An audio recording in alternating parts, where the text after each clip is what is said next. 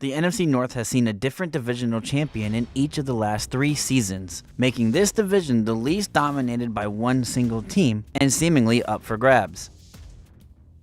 Way back in the day of just a couple of years ago, Aaron Rodgers, who used to play for the Green Bay Packers, when he was in the North, he was a greedy bastard.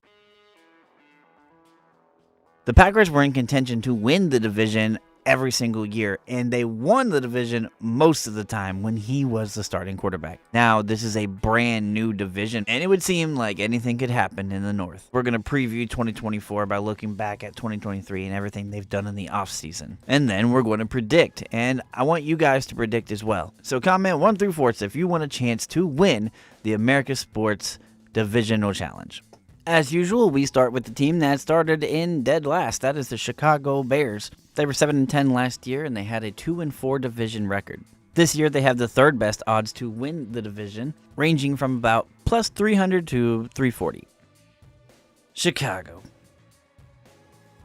And really, just for a long time, Chicago's been without a quarterback. Until, potentially, now. Caleb Williams is now the starting quarterback for the Bears, and yeah, I think they actually hit this time. They had 2 top 10 picks in the draft this year, and both of them I think are going to be great players and they're going to play together for a while. From last season's team, their biggest loss was Justin Fields. And well, obviously with Caleb, they're fine at the quarterback position. Other than that, there's not a lot that the Bears lost. The defensive tackle Justin Jones was one of them, though.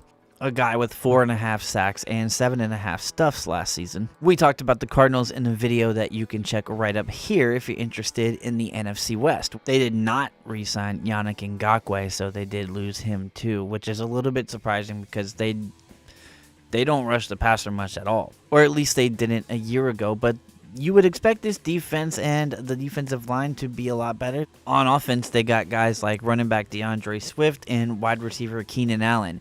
And if that was all they got on offense over the last year, that would still be pretty damn nice. So the Bears were able to already put Caleb in a really good situation, a better situation than Fields ever had, to be honest. You got DeAndre Swift as your number 1 back. Herbert is your number 2 back. You could do a lot worse at your number 2. They've got a solid tight end room. And your wide receiver trio is DJ Moore, Keenan Allen, and Rome Odunze.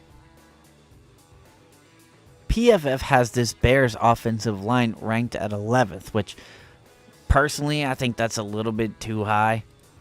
I'm not saying that it can't play like that at times, but I don't know. I haven't really seen that from a Bears offensive line. And the defensive line is still rated bad. I mean, PFF has them as the 27th ranked defensive line, and they are going to need some help from guys headed into their second year. But I think that they are going to get some better production. I would rate the offensive line a little bit worse than what PFF did, and I would rate the defensive line a little bit better than what PFF did. I think both are still very much in question. Other than that, though, overall, I don't really worry too much about the defense, and I think they're going to be fine on offense, too. I think this is going to be a pretty good team, and it's going to be a lot of fun to watch. Everyone's going to be excited to watch and see what Caleb Williams becomes.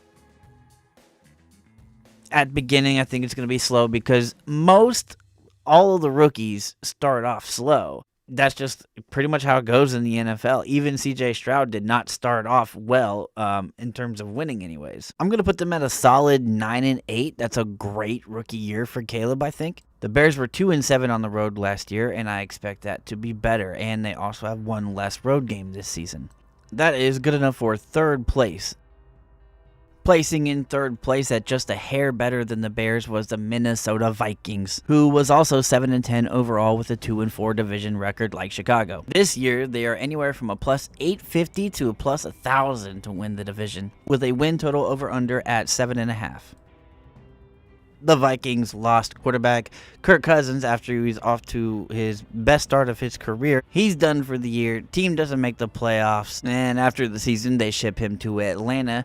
This year's draft, they draft a new quarterback, J.J. McCarthy, and in the preseason, he goes down and will miss the entire season before he even gets a chance to. So, T's and P's at J.J. McCarthy, I was really looking forward to seeing how he does in the NFL. That sucks, man. 2 years in a row, you lose QB1. I mean, that's just very unlucky. That's not all they lost either. They lost their best sack getter in Hunter. And the defensive line, other than Hunter, wasn't great to begin with. They also didn't run very well on offense. Now, when we talk about additions and losses, Jordan Hicks is a big one, obviously, other than Hunter. Also, linebacker DJ Wanham is gone. He was. So, their number 1 and number 2 sack getters off of the defense both are out of Minnesota. This is rough, guys. The Vikings had 43 total sacks last year, and 24 of them just left. Luckily, though, when we talk about the additions, they were able to get veteran Stephon Gilmore, and he was just signed the other day. So now you got Griffin, and you've got Gilmore, Harrison Smith, and Bynum at the safety spots.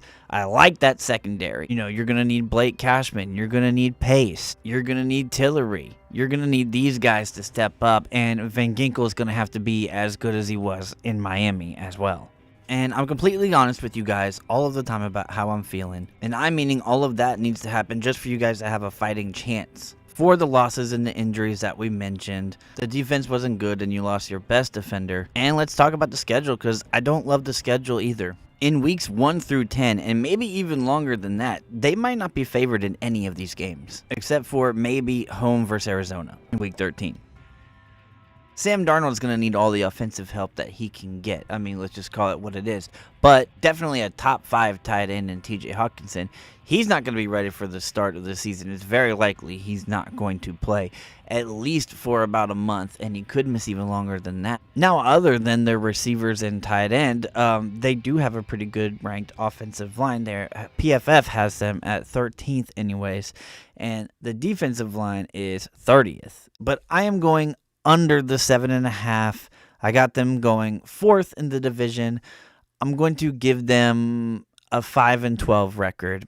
I wanted to say 4, but I'm going to say 5 officially. It's a rebuild year, but that doesn't mean that good things can't come out of this. I don't mean to be all doom and gloom on Minnesota and for the fans here, but I'm just giving my honest opinion on this.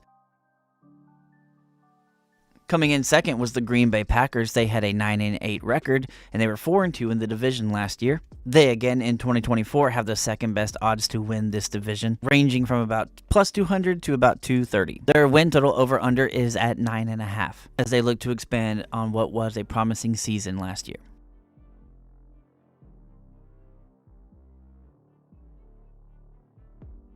Yeah, this is a team that, and an organization that I have respected for a very long time.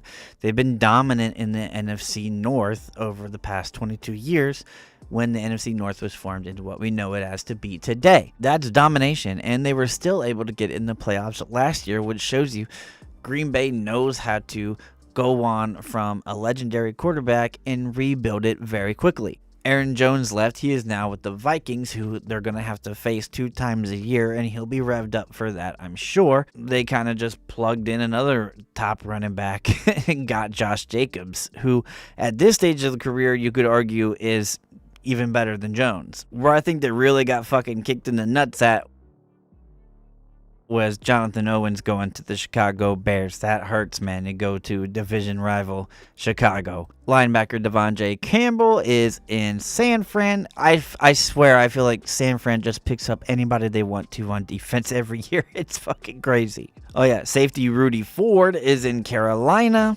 Also, safety Darnell Savage is in Jacksonville. You take it from a Bengals fan, losing both of your starting safeties in 1 year really hurts.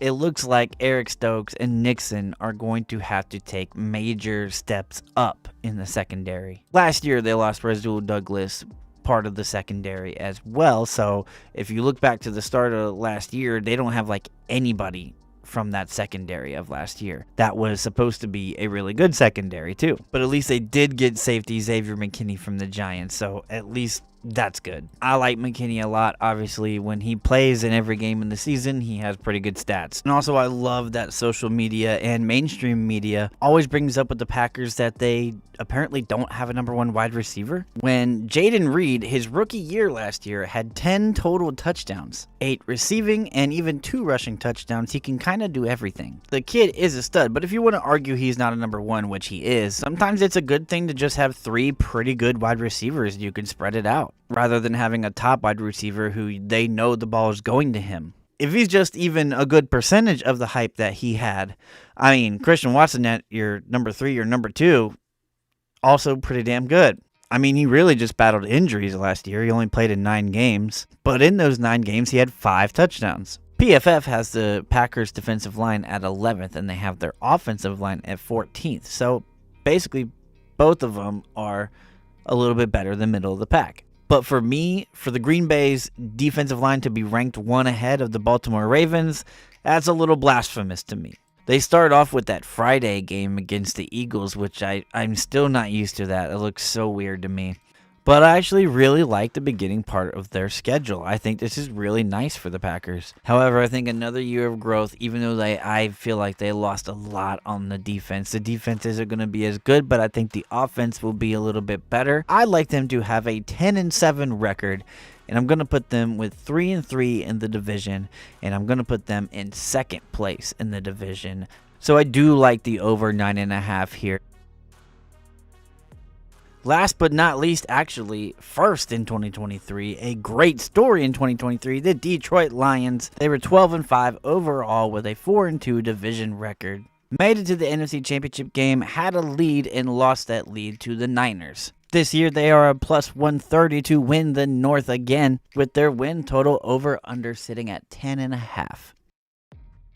This team, until 2023, had not won an NFC North division title yet. Now, they're favored to win it for the second year in a row. Well, Coach Dan Campbell, the players, and all the fans in Michigan, this next track is for you.